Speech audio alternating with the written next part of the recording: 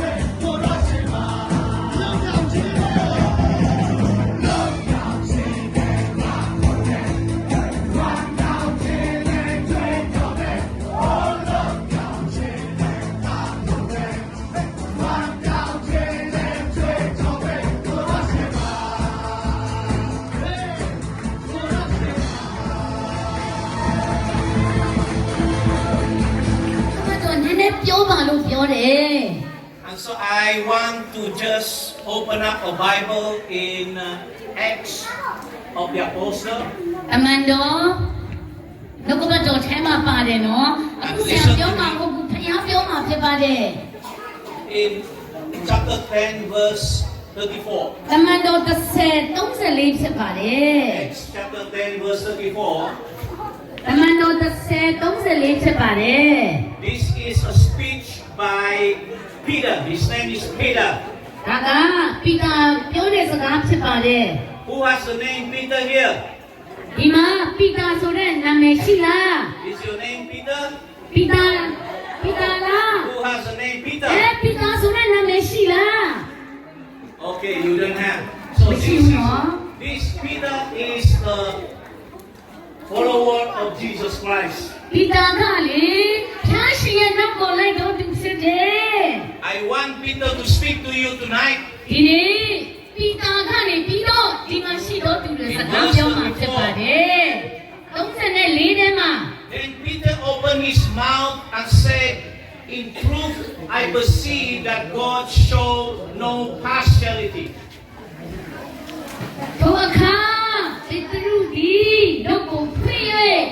တကယ်စင်စစ်တော်ဖျားခင်ကြီးလူမျက်နာကိုမတ်တော်မူ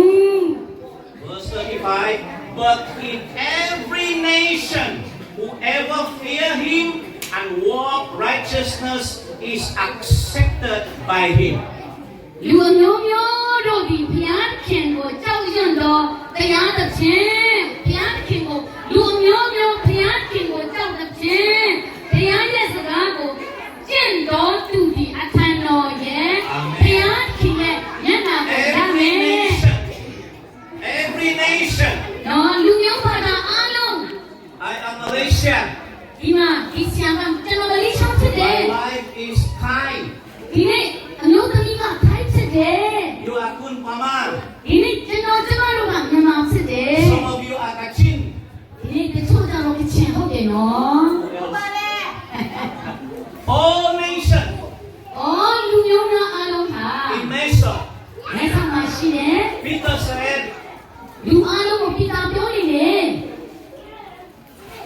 in truth, I now realize that God doesn't show partially means only this specific tribe or this tribe. No. ဘုရားခင်က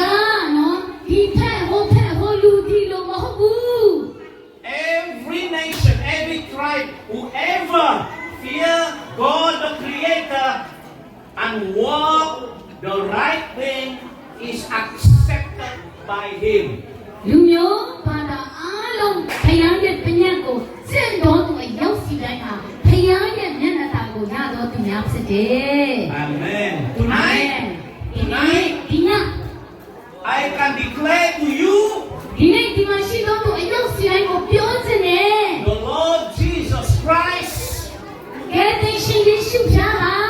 God who created the heaven and the earth, အရာခတဲ့အားလုံးကိုဖန်ဆင်းပန်တော်ဘုရားဖြစ်တယ်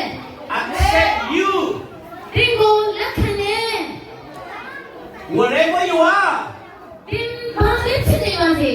My God love you. ကျွန်တော်တို့ဘုရားကျွန်တော်တို့အားလုံးကိုအရန်ကိုချစ်ပါတယ် My Jesus love you. ယေရှုဖျားဟာတင်တို့ကိုချစ်ပါတယ် Peter continued, the word, verse 36, the word which God sent to the children of Israel, preaching peace through Jesus Christ. He is Lord of all. အလုံးစုံတို့ကိုအစိုးရတော်မူသောသခင်ယေရှုခရစ်အားဖြင့်အစိုးရတဲ့လူသားအားလုံးကိုအစိုးရတဲ့သခင်ယေရှုခရစ်အားဖြင့်ယဉ်ကျေးခြင်းတရားပြီးသူသော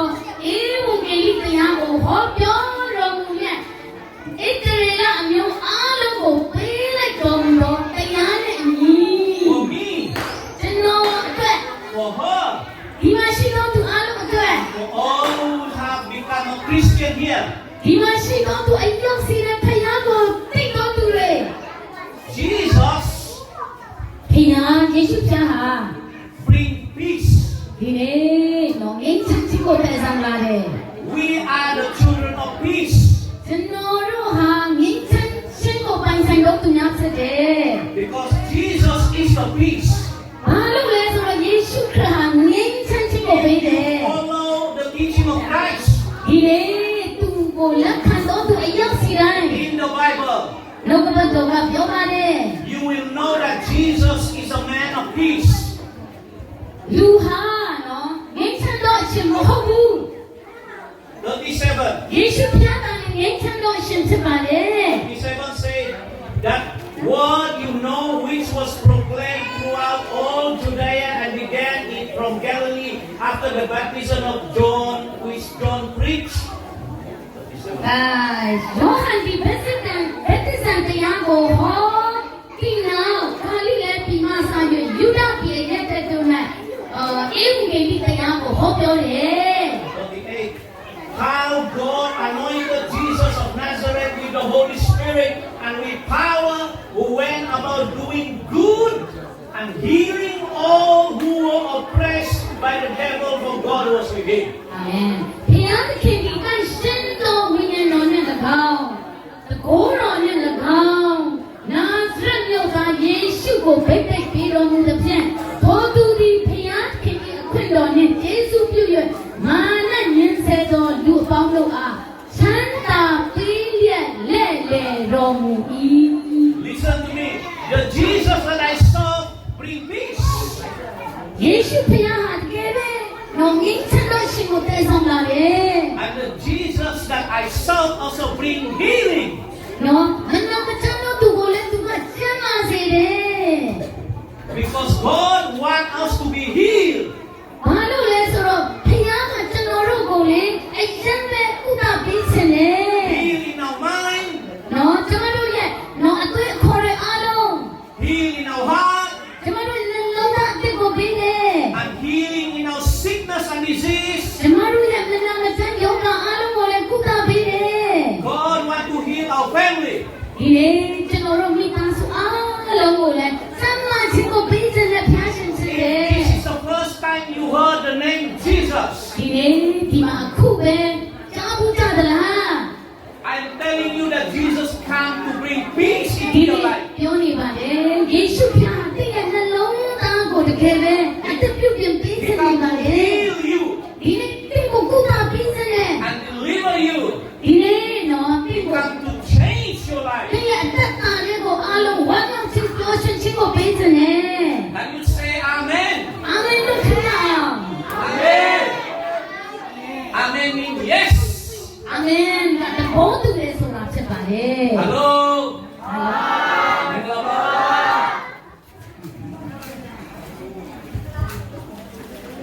Christ came to save you. ဆရာကကျွန်တော်တို့ကဲတင် Let စေ me tell you, Jesus Christ will come to save you. ဒီနေ့နော်ယေရှုဖျားကိုကဲတင်ရှင် Let me tell you, Jesus was alive but long time ago. ယေရှုဖျားဟာအခုပဲအသက်ရှင်တာမဟုတ်ဘူးဒီနေ့တင်တော့မတ် Like 2,000 years ago. အသက်ရှင်လူငယ်တဲ့တစ်ခါနဲ့ထောင်းတော်လေးကအသက်ရှင်နေဖျားဖြစ်တယ် He healed the people. ဒီနေ့သူဟာလူသားတို့ကျမ်းမာစေတယ် He bring peace. ဒီနေ့ကျမ်းမလို့ပြောရှင်ခြင်းငြိမ်းချမ်းခြင်းကိုပေးတယ် He teach people to do the right thing. ဒီနေ့ကျမတို့ကိုလေကောင်းသောအလုပ်ကိုလုပ်ဖို့ပြောတယ် He become a strong leader. ဒီနေ့နော်တကယ်ပဲနော်ကောင်းဆောင်ကောင်းတွေဖြစ်စေတယ် But they are jealousy. ဒီနေ့နော်မနာလိုတဲ့လူတွေများတယ် There are people who don't like ဒီနေ့သူ့ကိုမကြိုက်တဲ့လူတွေများကြီးပဲ because Jesus loved the rich and the poor. ဘာလို့လဲဆိုတော့ယေရှုဖျားကဆင်းရဲသားတဲ့လူတွေကိုချစ်တဲ့အတွက်ကြောင့် He mixed around with all the nations. ဒီနေ့သူဟာအနေနဲ့အရေးချက်ကိုလဲလှယ်ပြီးဟောပြောတယ် If this is the first time you heard me telling about Jesus to ဒီ you, နေ့ယေရှုအကြောင်းကိုဒီတစ်ချိန်ပဲ 2,000 years ago. ဖြစ်နေပါလိမ့်မယ်ဟောလူခဲ့တဲ့နှစ်ပေါင်း2000တဲ့ယေရှုဖျားကရှိပြီးသားဟာလေလုယာ He was hanged on the cross to die like the ဒီ cross, the နေ့ red cross that နာ one. မှာအားရလို့ပဲကျွန်တော်တို့အတွက်သင်ခံသွားတယ် But he came alive. ဒီနေ့တော့သူဟာအသင်ခံပြီးတော့ထမြောက်တယ်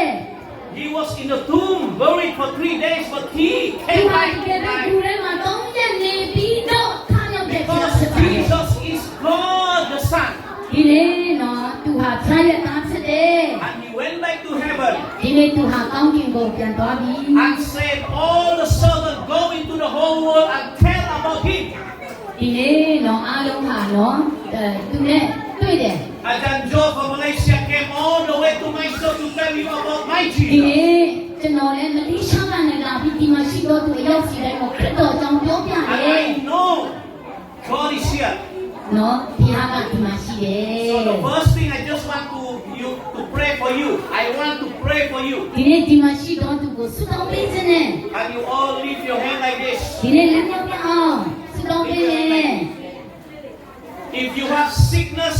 ဒီ in နေ့ဘယ်နာမှနာတယ်လေ you, that's where is ဒီ the နာမှနာ sickness. တဲ့ It နေ is ရာ a တွေ head မှာ to head. အားမဆိုရင်ခေါင်းမအနာ If you have a လက်တ leg င် problem, you hold ဒီ your ဘက်မှာဆို hand ရင်ခြေထောက်မှာလက်တင် back. If you have sickness in your chest, you ဒီနေ့ press ဒီ like ဘက် this. ထဲမှာနာတယ်ဆိုရင်ဘက်ထဲမှာလက်တင် Use one hand and then lift like this hand. ဒီနေ့တော့တစ်ခါကတင်မယ်နားတဲ့နေရာမှာတစ်ခါကတော့ဒီလိုမျိုးပါ Whoever မယ် has sickness, ဒီနေ့တော့ touch it. နော်နားတဲ့နေရာမှာနော်တစ်ခါကတော့လက်မြောက် Okay, I want you to close your eyes နော်မျက်စိမိတ်အောင် because I don't want you to disturb. Close your eyes. မျက်စိမိတ်နဲ့အားလုံးနားတဲ့နေရာမှာမျက်စိမိတ်နဲ့ Listen to me. နော်နားထောင်ပါ In the name of Jesus Christ, ယေရှုဖျားရဲ့နာမ၌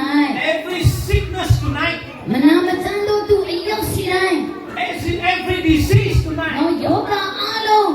every work of the enemy and the demons tonight, ဒီနေ့ရှောင်းလန်းနေရတဲ့စုံစမ်းလို့ရှိခြင်းအား in လုံး the name of Jesus ယေ Christ ရှု of နာမ၌ Nazareth, ဆုတောင်းပါ I command the sickness to go from your body. ဒီနေ့အရောက်စီတိုင်းဖျားရဲ့ဘုံတော်ထင်ရှားဖို့ရန် Every disease from your stomach, go from your body. ယောဂအားလုံးအနာယောဂကိုယ် In ခံ the တဲ့ name တော့ of Jesus Christ, အနာနာစရယောဂယေရှုအားဖြ be င့် healed ကြောက်ကင်းစေပါ from the top of your head အပေါ်လက်အားလုံးကနေပြီးတော့ to the sole of your feet. ဒီနေ့တကိုယ်လုံး I declare healing into your life. ဒီနေ့ကြောက်ကင်းစေပါ I declare healing in your family. ဒီနေ့မိသားစုမှာကျမ်းမာစေပါ I release the power of God tonight ဒီနေ့ဘုရားရှင်ရဲ့တရားတော်ကို in the name of Jesus ယေ Christ of ရှု Nazareth. နာမ၌ဆုတောင်းတယ် Be healed. ကြောက်ကင်းစေပါ Be delivered. ဒီနေ့လွတ်မြောက်စေပါ Listen to me. နားထောင်ပါ Jesus Christ ယေရှုဘုရားဟာ heal you. ကြောက်ကင်းစေတဲ့ဒီလိုအားလုံးကို Receive ဒီနေ့လက်ခံပါ the healing of Christ tonight. အနာယောဂအားလုံးတိခဏကိုယ်ထဲမှာ Every spiritual blindness, ဒီနေ့မမြင်နိုင်တဲ့အရာတွေအားလုံး eyes open. ဒီနေ့ပွင့်စေပါ Every spirit of death, နော်မကြားနိုင်တဲ့အရာ I open the ear ဒီ tonight နေ့ဝိညာဉ်မျက်စိနားတွေပွင့်စေပါ in the name of Jesus. ယေရှုနာမ၌ဆုတောင်းတယ် If you are darkness and in darkness, ဝိညာဉ်မျက်စိပိတ်နေတော့သူတွေ I release the light of Christ. အိုးစိတ်လွတ်တဲ့ယေရှုနာမ၌ Be you delivered ဒီနေ့ပြောက်စေပါ in the name of ယေ Jesus ရှု Christ. နာမ၌ဆုတောင်းတယ် Amen. အာမင် Hallelujah. Clap your hands to Him. အာမင်လက်ဆောင်ပြရအောင်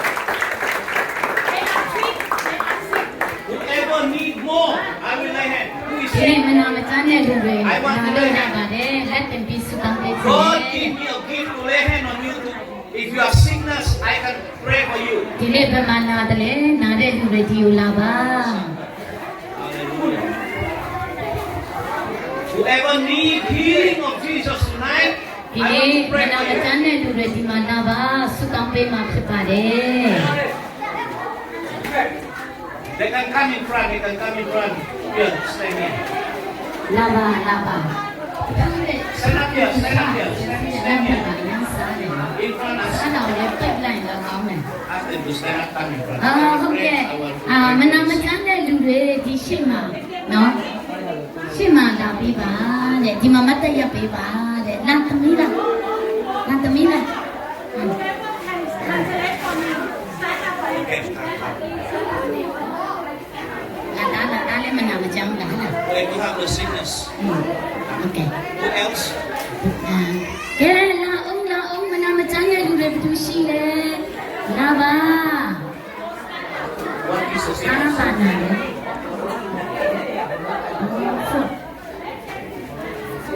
How about you? သမီးပြန်လာမှနာလေ ဘယ်နှမနာလဲဟောဒီမှာတန်နော်စိတ်တော့မှာတန် In the name of Jesus, ယေရှုဖျား I rebuke that sickness. ဒီနေ့အနာရောဂါကို I command this sickness in your body now. Out! Come out! အာမင်ယေရှုနာမ၌မောင်းထုတ်တယ်မော In င်း the ထုတ်တယ် name of Jesus. အာမင်ယေရှုနာမ၌ Be မောင်းထုတ်တယ် healed in the name of Jesus. ယေရှုနာမ၌ပျောက်ပြတ်သောခွင့်ပေးပါအသက်ရှင်ခြင်းတယ်အသက်ရှင်ခြင်းတယ်ဒီလိုလက်ကိုမြောက်တယ်